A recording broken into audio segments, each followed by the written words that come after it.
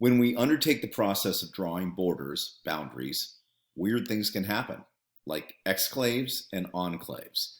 An exclave is a part of a country that is not directly connected to the main body of the country.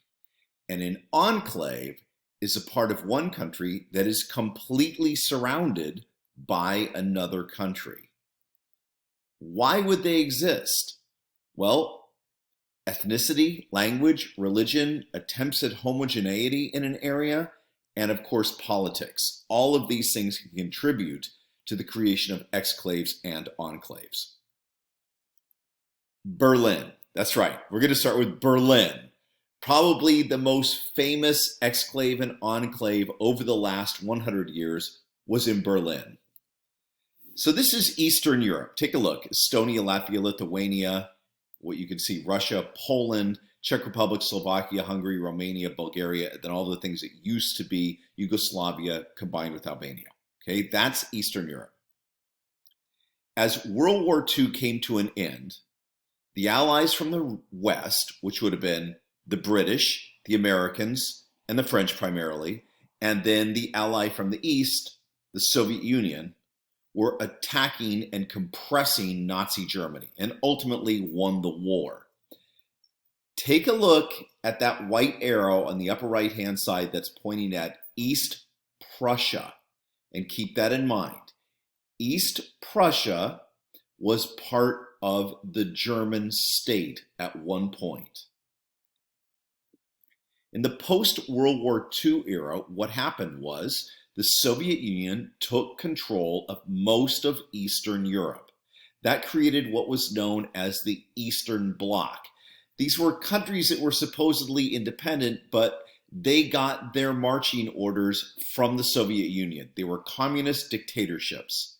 And because the rest of Europe remained capitalist and democratic, whereas in Eastern Europe it was communist dictatorships and non-democratic, that created what was commonly called the Cold War. It wasn't a hot war because we were not actually shooting at the Russians and the Russians at us, but it was a Cold War. So we operated as if there was a war going on, but without shooting at each other.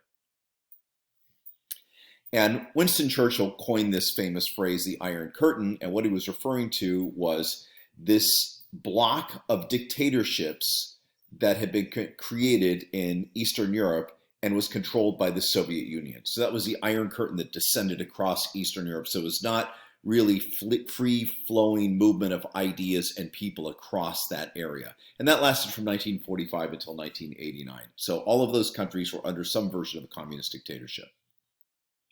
If you look at the left-hand side, that's Germany today. You look at the right-hand side, that was post-World War II Germany. Notice it looks the same in terms of its overall shape, but there's actually two countries in the post-World War II Germany.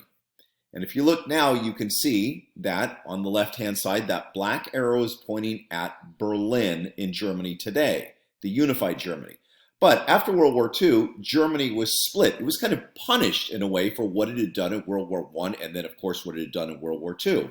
And it was split into a West Germany, which was capitalist, open, free, and democratic, and largely aligned with the other Western allied countries, and East Germany, which was communist, a dictatorship, and aligned with the Soviet Union. But notice that red arrow that's pointing at that little red circle in the middle of East Germany. That was Berlin. And what happened was the Allies, which was, as you can see there, the French, the British, the Americans, and the Soviet Union, not only split Germany up, but they split Berlin up as well. And you can see that France had the northern part of Berlin, the British had the western part, the Americans had the southwestern part, and then the Soviet Union had the eastern part of Berlin. And you can see, here's a sign, a historic photograph. You are leaving the American sector, and then it says the same thing in Russian, in French, and German. I happen to have been there during that era in 1985 and 1987. It was a really strange place to be at that time. There was a lot of blending between the French, the British, and the American sectors, but there was no blending with the Soviet sector. Now, if you take a look again, you can see where Berlin is on the left-hand side and where Berlin was and where those sectors were at during the post-World War II era. And notice that it sat right in the middle of communist East Germany.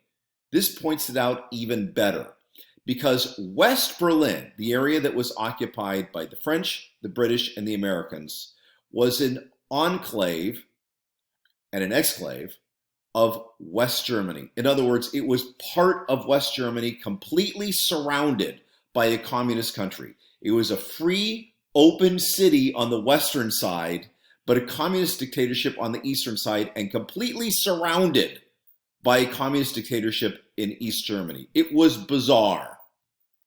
There you can see that I've got an arrow pointing out where West Germany was. It's the kind of red part there. And now I just circled where East Germany is. So you can see that it was incredibly isolated. Take a look at the Allied sectors again. And you can see that what ended up happening also was East Berlin, in other words, the Soviet sector, became the capital of communist East Germany. In West Germany, they moved their capital to Bonn until eventually reunification in 1989. What are those white arrows pointing at? That dotted line. And what is that dotted line? That dotted line was where the Berlin Wall was at. You can see these terrible photographs I took when I was there in 1985. But you can see all the way down at the end of the street, there's the Berlin Wall. And right on the other side, you can see right there, that's a guard tower on the East German side. So those bigger buildings are on the East German side. I'm standing on the West Berlin side. And then this is the famous Brandenburg Gate. You know, Bach wrote the Brandenburg Concerti. And then right there, you can see the Berlin Wall, which is no longer there. You can see President George W. Bush and Helmut Kohl, who was the chancellor or prime minister, whatever he's called, of West Germany. And they're standing on a platform. This is a very common thing that you could stand on these platforms on the West Berlin side and look over the wall into East Germany, which is exactly what they're doing.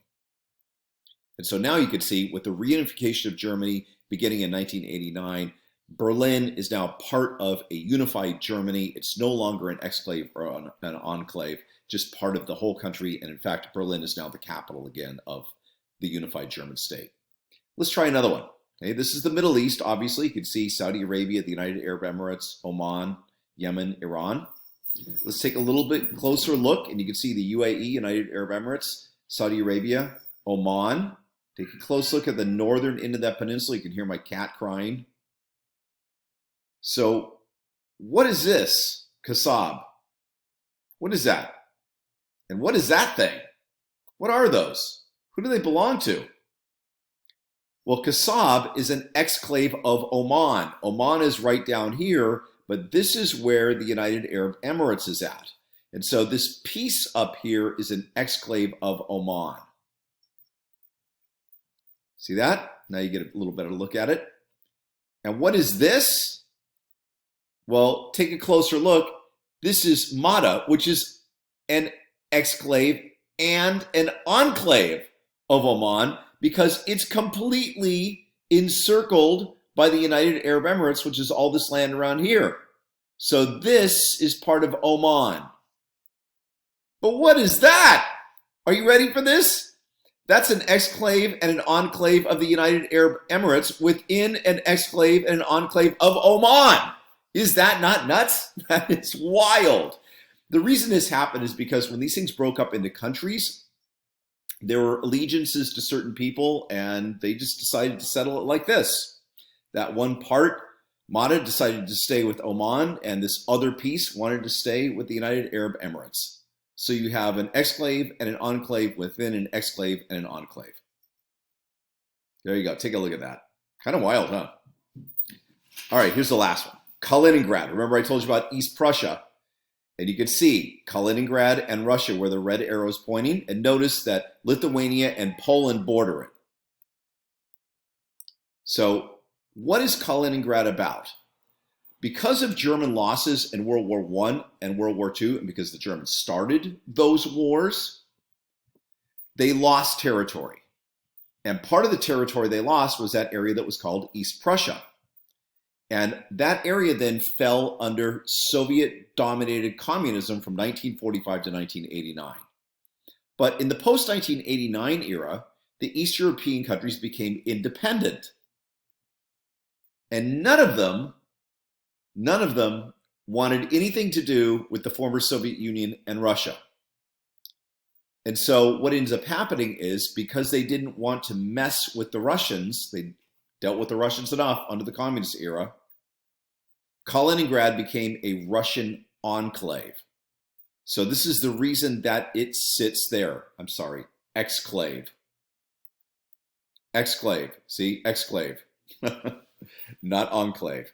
But you can see where it's at. It's an exclave. Here's the main body of Russia right here, and then there's Kaliningrad.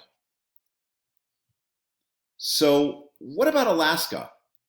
Is Alaska an exclave of the United States? Well, it has territorial waters that have direct access to international waters, also known as the high seas.